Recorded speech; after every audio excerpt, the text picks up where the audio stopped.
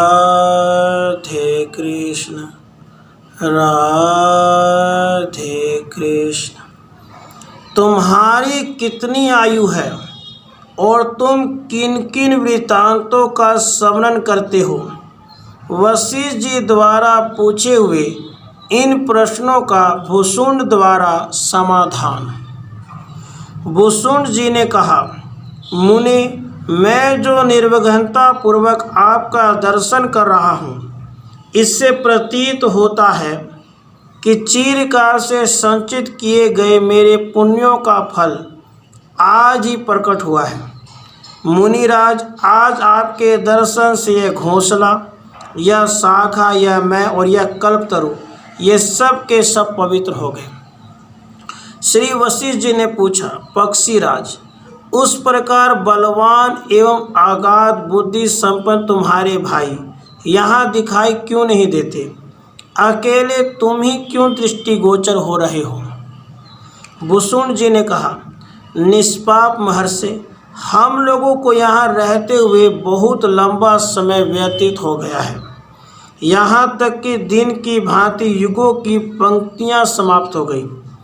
अतः इतना लंबा समय बीत जाने के कारण मेरे सभी छोटे भाई तृण की तरह अपने शरीरों का त्याग करके कल्याण में शिव पद में लीन हो गए।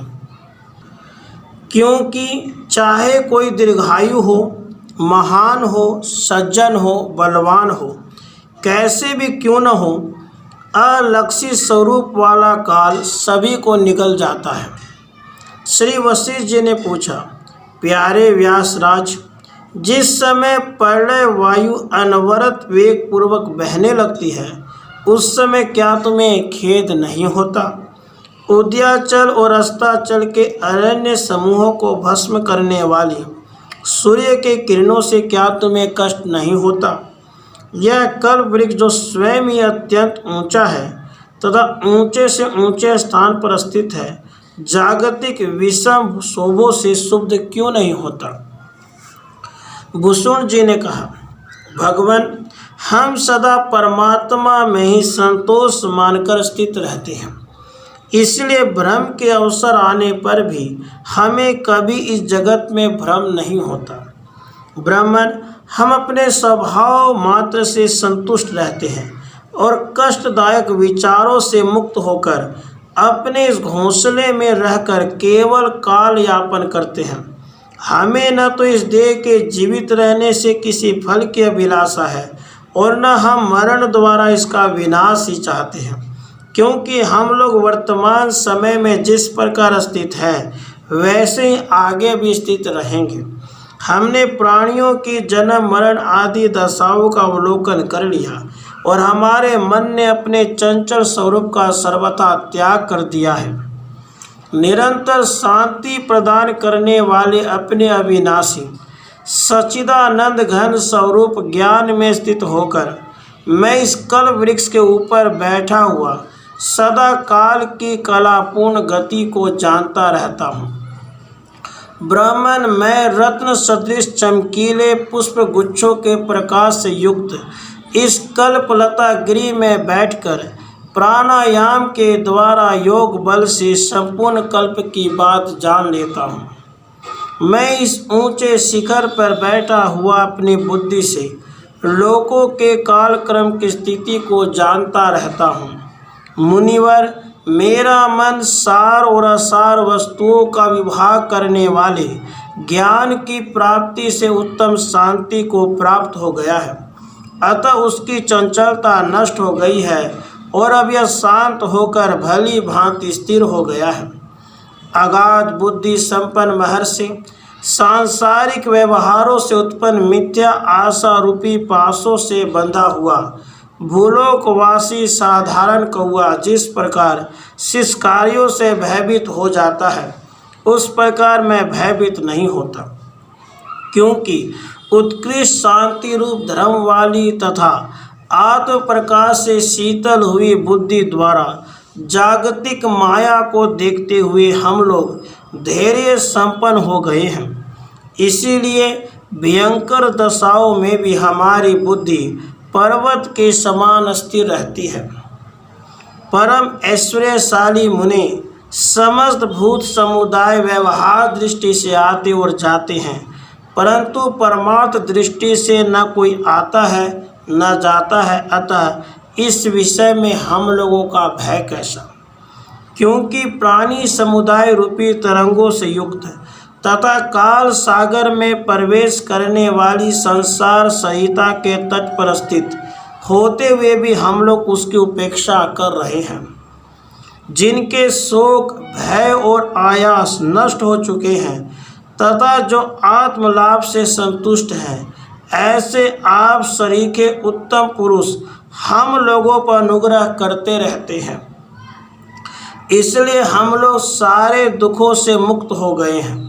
भगवान, हम लोगों का मन यद्यपि व्यवहार्थ इधर उधर कार्यों में व्यस्त रहता है, तथापि न तो वह राग आदि वृत्तियों में फंसता है और न तत्व विचार से शून्य ही होता है, क्योंकि हमारा आत्मा निर्विकार, शोभ रहित और शांत हो गया है। इसीलिए चिद्रूप तरंग वाले हम लोग पूर्णिमा के पर्व काल में बढ़ने वाले महासागर की भांति प्रबुद्ध हो गए हैं। ब्राह्मण, इस समय आपके आगमन से हम लोगों का अंतःकरण हर्ष से प्रफुल्लित हो उठा है। समस्त ऐसनाओं का परित्याग कर चुकने वाले संत महात्मा अपने शुभ आगमन द्वारा जो हम पर अनुग्रह करते हैं, इससे बढ़कर कल्याणकारक मैं अपने लिए और कुछ नहीं समझता। भला आपात रमणीय भोगों से कौन सा लाभ मिल सकता है? अर्थात कुछ नहीं, किंतु सत्संग रूपी चिंता मणि से तो सबके सारभूत यथार्थ ज्ञान की प्राप्ति हो जाती है। सज्जन शिरोमणि, आपकी वाणी स्नेहपूर्ण, गंभीर, कोमल, मधुर, उदार और धीरता युक्त है। मैंने परमात्मा को जान लिया है और आपके दर्शन से मैं पवित्र हो चुका हूँ। इसलिए मेरी तो ऐसी धारणा है कि आज मेरा जन्म सफल हो गया, क्योंकि साधु पुरुषों का संग समस्त भयों का अपहरण करने वाला होता है। मुनीश्वर, युगांत काल में जब भीषण उपद्रव होने लगते हैं और प्रचंड वायु बहने लगती है, उस समय भी यह कल्प वृक्ष स्थिर रहता है, यह कभी भी कंपित नहीं होता। अन्य लोकों में विचरण करने वाले समस्त प्राणियों के लिए अगम्य है, इसलिए हम लोग यहाँ सुखपूर्वक निवास करते हैं। ऐसे उत्तम वृक्ष पर निवास करने वाले हम लोगों के निकट भला आपत्तियाँ कैसे फटक सकती हैं? श्री वशिष्ठ जी ने पूछा, महाबुद्धिमान भुसुंड, प्रलय काल में जब सूर्य और चंद्रमा को भी गिरा देने वाले उत्पात वायु बहने लगती है, उस समय तुम संताप रहित कैसे रह पाते हो? भुसुंड ने कहा, मुनि श्रेष्ठ, कल्पांत के समय जब सांसारिक व्यवहार का विनाश हो जाता है, उस समय जैसे कृतघ्न आपत्ति काल में सन्मित्र को त्याग देता है, उसी तरह मैं इस घोंसले को छोड़ देता हूँ और आकाश में स्थित रहता हूँ। इस अवसर पर वासना शून्य मन की तरह मैं सारी कल्पनाओं से रहित रहता हूँ और मेरा शरीर निश्चल हो जाता है। फिर मैं ब्रह्मांड के उस पार पहुंचकर समस्त तत्वों के अंतभूत एवं विशुद्ध परमात्मा में अचल सुषुप्त अवस्था के समान निर्विकल्प समाधि में तब तक स्थिर रहता हूँ जब तक कमल योनि ब्रह्मा पुनः सृष्टि कर्म में प्रवृत्त नहीं होते। सृष्टि रचना हो जाने के पश्चात मैं ब्रह्मांड में प्रवेश करके पुनः अपने घोंसले में आ जाता हूँ। श्री वशिष्ठ जी ने पूछा, विहगराज, कल्पांत के अवसरों पर जैसे तुम धारणा, ध्यान और समाधि के द्वारा अखंड रूप से स्थित रहते हो, वैसे अन्य योगी क्यों नहीं रहते? भुसुंड ने कहा, ब्राह्मण, यह तो परमेश्वर की नियामिका शक्ति है जो सबको नियमबद्ध रखती है, उसका उल्लंघन करना कठिन है। इसी कारण मुझे ऐसे रहना पड़ता है और दूसरे योगी दूसरे प्रकार से रहते हैं। जो अवश्यंभावी है उसकी इदमिथम रूप से अवधारणा नहीं की जा सकती, क्योंकि परमेश्वर की नियामिका शक्ति रूप स्वभाव का ऐसा निश्चय है कि जैसा होनहार होता है वैसा ही होता है। इसलिए प्रत्येक कल्प में केवल मेरे संकल्प से ही मेरुगिरी के शिखर पर इस प्रकार यह कल्प वृक्ष बारंबार उत्पन्न होता है। श्री वशिष्ठ जी ने पूछा, कल्याण स्वरूप वायसराज, तुम्हारी आयु अत्यंत लंबी है। तुम भूतकालीन पदार्थों का निर्देश करने वालों में अग्रगण्य, ज्ञान विज्ञान संपन्न और धीरे हो। तुम्हारी मनोगति योग साधन के योग्य है। तुमने अनेक प्रकार की असंख्य सृष्टियों की उत्पत्ति, स्थिति और प्रलय भी देखा है। अतः ये बताओ कि सृष्टि क्रम में तुम्हें किस किस आश्चर्यजनक सृष्टि का स्मरण है। भुसुंड जी ने कहा, मुनि श्रेष्ठ, मुझे इस पृथ्वी के विषय में ऐसा स्मरण है कि किसी समय यह शिला और वृक्षों से रहित थी। इस पर तृण और लता आदि भी नहीं थे। पर्वत, वन और भांति भांति के वृक्ष ये कुछ भी नहीं थे और यह मेरु के नीचे स्थित थी। वहाँ यह 11,000 वर्षों तक भस्म से परिपूर्ण रही, ऐसा मुझे सम्यक रूप से स्मरण है। मुझे यह भी खूब याद है कि जब बल और ऐश्वर्य के मद से उन्मत्त हुए असुरों का घोर संग्राम चल रहा था, उस समय इस पृथ्वी का भीतरी भाग क्षीण हो गया था और यह युद्ध में भागे हुए जनों से परिपूर्ण हो गई थी। फिर एक चतुर्युगी तक यह उन मत वाले असुरों के अधिकार में रही, इसका भी मुझे पूर्ण स्मरण है। अन्य चतुर्युगी के 2 युगों तक यह भूमि वनैले वृक्षों से खचाखच भरी रही। उस समय उन वृक्षों के अतिरिक्त और किसी पदार्थ का निर्माण नहीं हुआ था, इसका ही मुझे ठीक ठीक स्मरण है। एक समय यह वसुधा 4 युगों से भी अधिक काल तक घने पर्वतों से आच्छादित रही।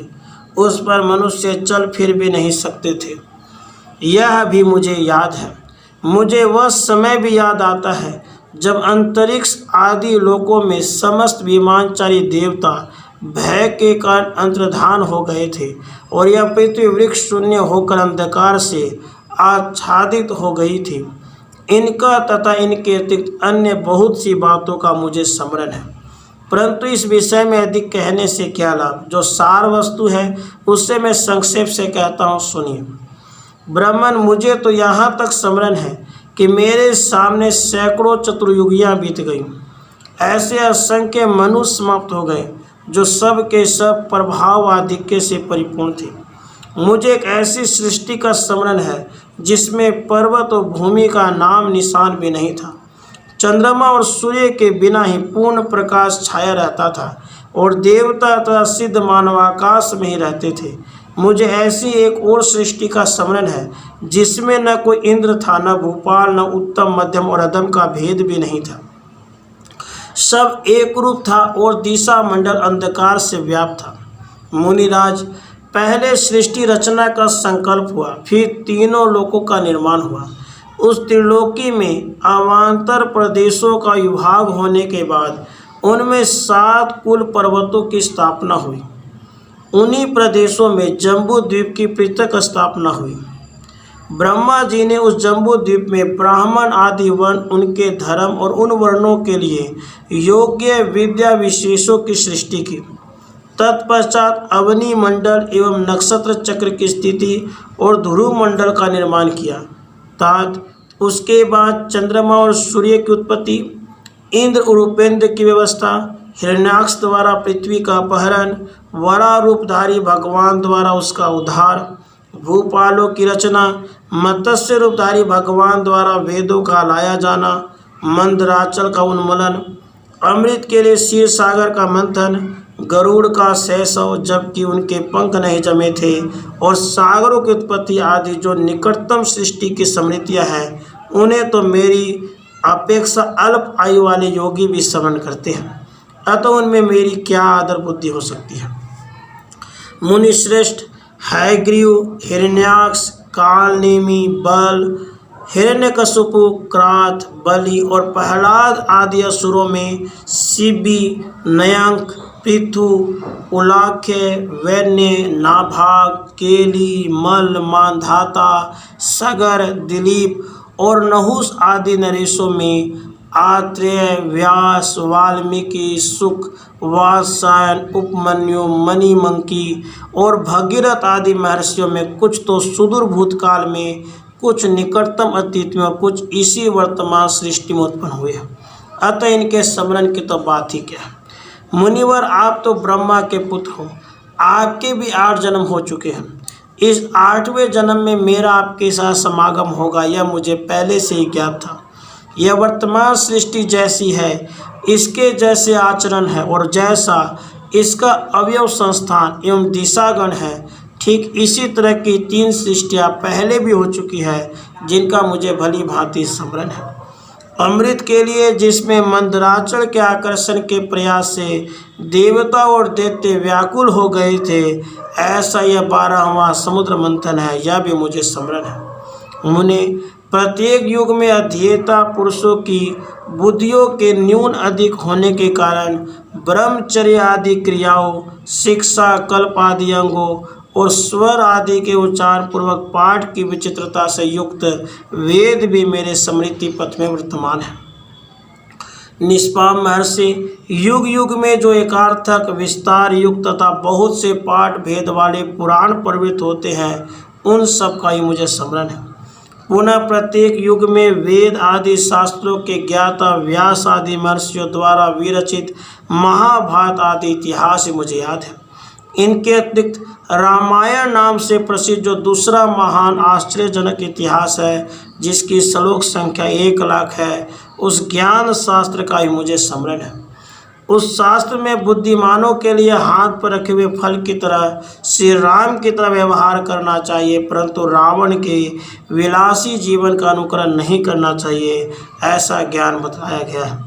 उसके निर्माता महर्षि वाल्मीकि जी हैं। अब उनके द्वारा जगत में जो वशिष्ठ राम संवाद रूप दूसरे ज्ञान शास्त्र की रचना की जाएगी, उसका भी मुझे ज्ञान है और समय अनुसार वह आपको भी ज्ञात हो जाएगा।